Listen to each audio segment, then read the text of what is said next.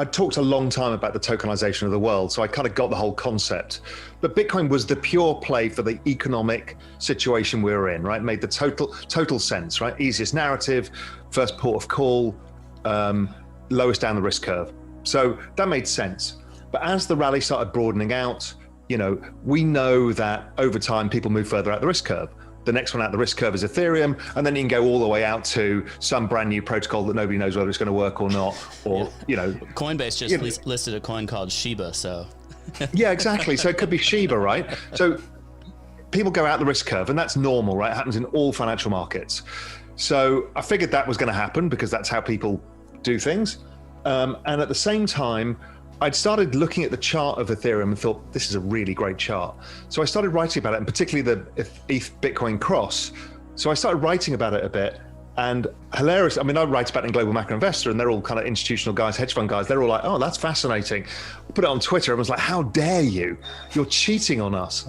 I'm like, what? And then I started getting called a shit coiner and a spammer. And I'm like, wow, if somebody tells me not to do something, I'm absolutely going to go and do it.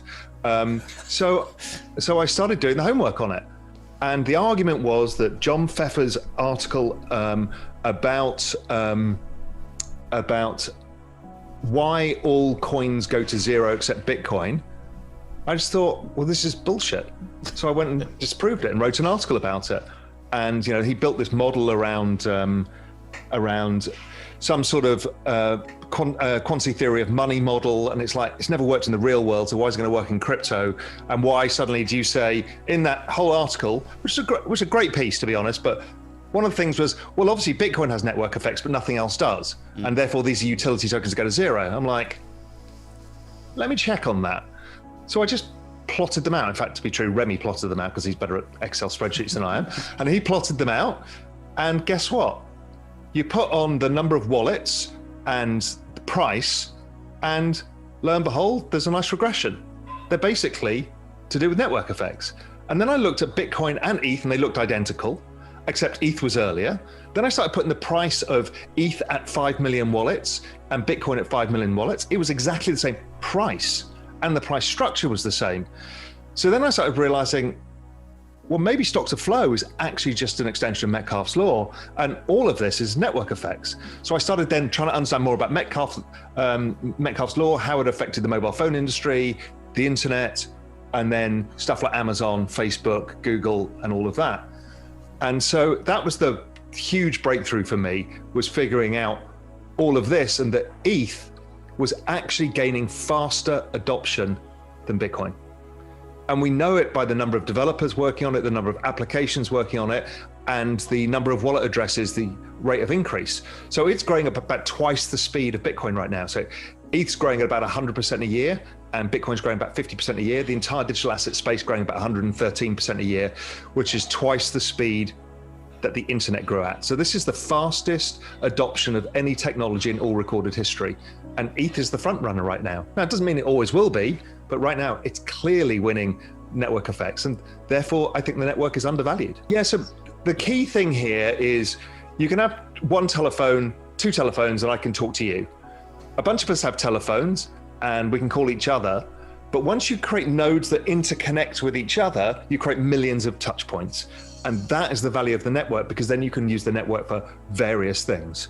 So it's that exact bottom chart is what happens when, particularly, for example, in this ETH space, as I said, you've got apps, developers, institutions, speculators, traders, I mean, everybody, investors, all on that network. That's an incredibly robust network. The answer is I don't know. We know that the Bitcoin network is valuable for the attributes of Bitcoin. So there's going to be value, but is there a more finite value to that than there is to a multi-node version of Ethereum? It sounds like Ethereum should be worth more. That's not to take anything away from Bitcoin. It's not like Bitcoin's shit or anything else. It's like these are two different things, and the attributes, the network attributes of ETH are probably stronger. Now, can that change? I mean, there's a bunch of people who tell you the Lightning Network, Taproot, and all of this stuff is going to change the future of Bitcoin. But I'm not sure that people want to use this pristine asset as the basis of everything. I think they quite like it as the base layer of the lot. And so I don't think it gets adopted as fast as people think, but it will do. And all of these worlds will blur. There's not, it's not either or one or the other.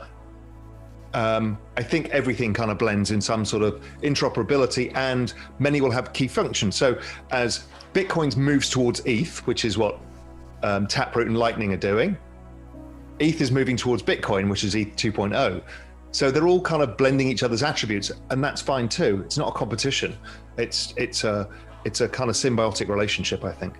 How I dealt with it was, okay, I wanted to allocate money into a basket of other alts. I didn't know which ones. I knew ETH and Bitcoin I wanted. I have no idea which other project is going to get proper network effects. Everybody kind of screams about them all day on Twitter, but there's not many of them that have yet.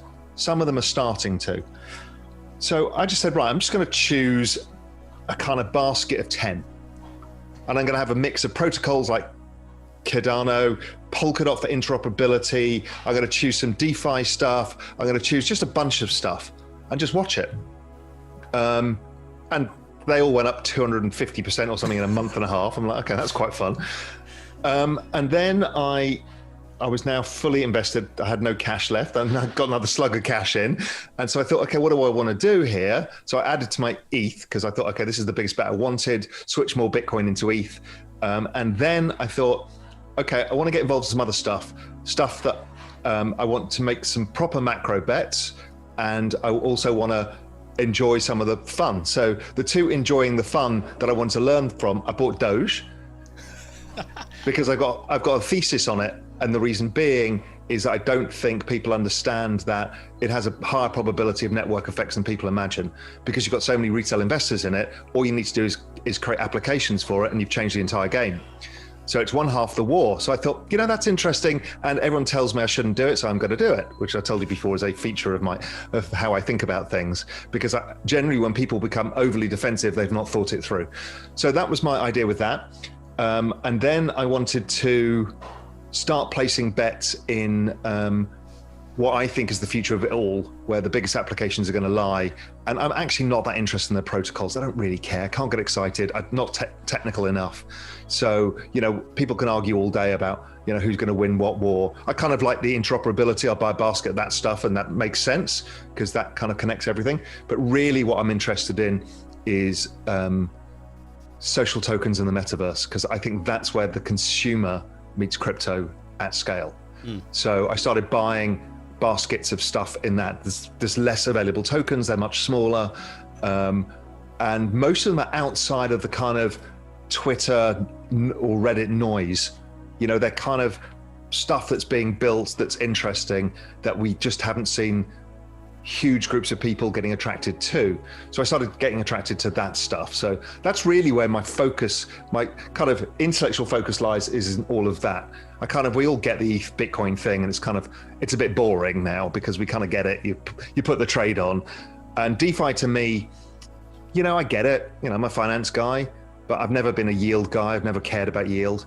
And in a market that, Bitcoin goes up 213% a year annualized, why do I care about 5% yield or 8% yield? It just, and assuming a risk that I don't know I've got. So DeFi, I get it. And of course it's going to scale, and of course it's going to be huge. But for me, it just kind of doesn't grab my attention really. But changing the world's business model massively gets my attention.